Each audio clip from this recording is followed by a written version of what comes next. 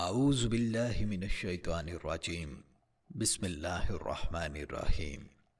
دوستو، اپنے چینل اللہ کا کرم ہے ماشاءاللہ میں آپ تمام دوستوں کو خوش آمدید کہتا ہوں۔ کیا آپ جانتے ہیں کہ رمضان میں فجر کے بعد صرف 1 گھنٹہ سونا آپ کے پورے دن کی برکت، سکون اور رزق پر اثر ڈال سکتا ہے؟ کیا یہ ممکن ہے کہ ہم روزہ بھی رکھیں، عبادت بھی کریں، مگر ایک چھوٹی سی عادت کی وجہ سے روحانی فائدے سے محروم ہو جائیں؟ ناظرین کرام، رمضان صرف بھوک اور پیاس کا نام نہیں، یہ نظم، قرب الہی اور زندگی کو درست ڈگر پر لانے کا مہینہ ہے، اور فجر کا وقت اس پورے نظام کی بنیاد ہے۔ جب اذان فجر کی آواز فضا میں گونجتی ہے تو یہ صرف نماز کی دعوت نہیں ہوتی، بلکہ یہ بیداری، قسمت سنوارنے اور رزق کی تقسیم میں شامل ہونے کی پکار ہوتی ہے۔ احادیث میں آتا ہے کہ طلوع فجر سے طلوع آفتاب تک ایک خاص گھڑی ہوتی ہے جس میں اللہ تعالیٰ اپنے بندوں کے رزق کے فیصلے فرماتا ہے، اور جو اس وقت جاگ کر ذکر، دعا اور عبادت میں مشغول ہو وہ محروم نہیں رہتا۔ اس کے برعکس جو شخص اس قیمتی وقت کو نیند کی نظر کر دیتا ہے وہ بظاہر تو آرام کرتا ہے، مگر حقیقت میں دن کی تازگی، ذہنی یکسوئی اور روحانی ترقی سے ہاتھ دھو بیٹھتا ہے۔ حضرت علی رضی اللہ تعالی عنہ کا قول ہمیں جھنجھوڑتا ہے کہ بعض اعمال زمین کو بھی تکلیف دیتے ہیں، اور ان میں طلوع آفتاب سے پہلے سونا بھی بتایا گیا ہے۔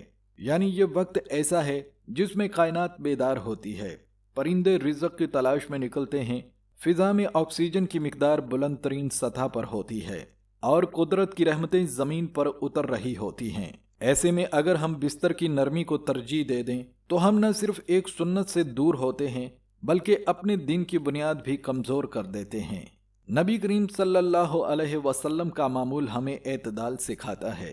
آپ فجر کی سنتوں کے بعد مختصر آرام فرماتے، مگر اس طرح نہیں کہ فرض نماز فوت ہو جائے، بلکہ تازگی حاصل کرنے کے لیے عبادت کے لیے کھڑے ہوتے۔ اس میں ہمارے لیے واضح پیغام ہے کہ مقصد سستی نہیں بلکہ چستی ہے، مقصد غفلت نہیں بلکہ آمادگی ہے۔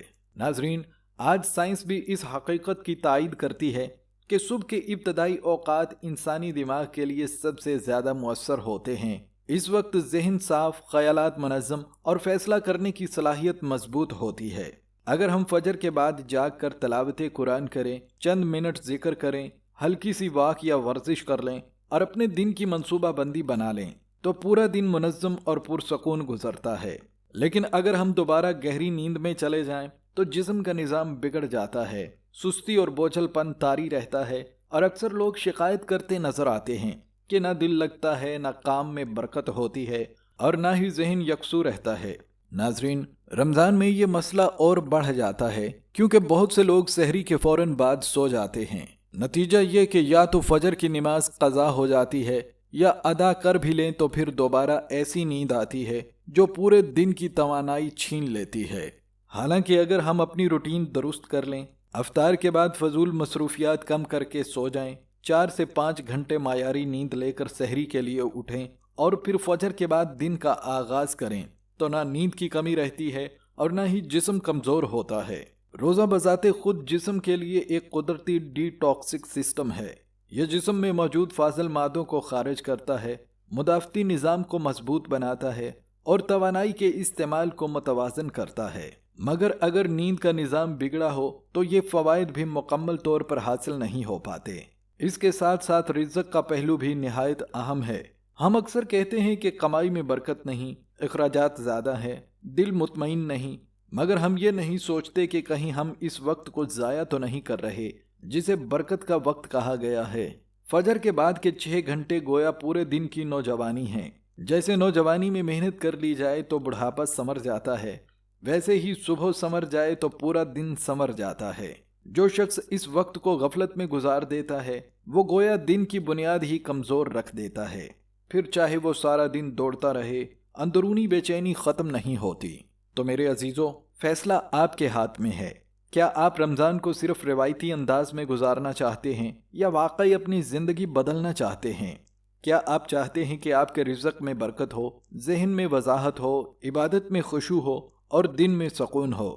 اگر ہاں تو آج ہی عہد کریں کہ فجر کے بعد سونے کی عادت کو چھوڑ دیں گے۔ کم از کم رمضان کے ان بابرکت دنوں میں خود کو آزما کر دیکھیں۔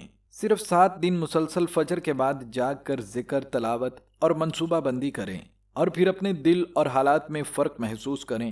یاد رکھیں، کامیاب لوگ اپنے دن کا آغاز دوسروں سے پہلے کرتے ہیں اور مومن کا دن فجر سے شروع ہوتا ہے، نہ کہ سورج چڑھنے کے بعد۔ آئیے اس رمضان ہم اپنی تقدیر کی صبح کو بیداری کی روشنی سے روشن کریں۔ اگر آپ چاہتے ہیں کہ ایسی مزید ایمان افروز اور زندگی بدل دینے والی باتیں آپ تک پہنچتی رہیں تو ابھی اس پیغام کو شیئر کریں، اپنے دوستوں اور گھر والوں کو بھی اس نیکی میں شامل کریں، اور کمنٹس میں ضرور بتائیں کہ کل سے آپ فجر کے بعد جاگنے کا ارادہ کر رہے ہیں یا نہیں۔ ہو سکتا ہے آپ کا ایک فیصلہ آپ کی دنیا اور آخرت دونوں سنوار دے۔ اللہ تعالی ہمیں عمل کی توفیق عطا فرمائے اور ہماری صبحوں کو برکتوں سے بھر دے، آمین یا رب العالمین۔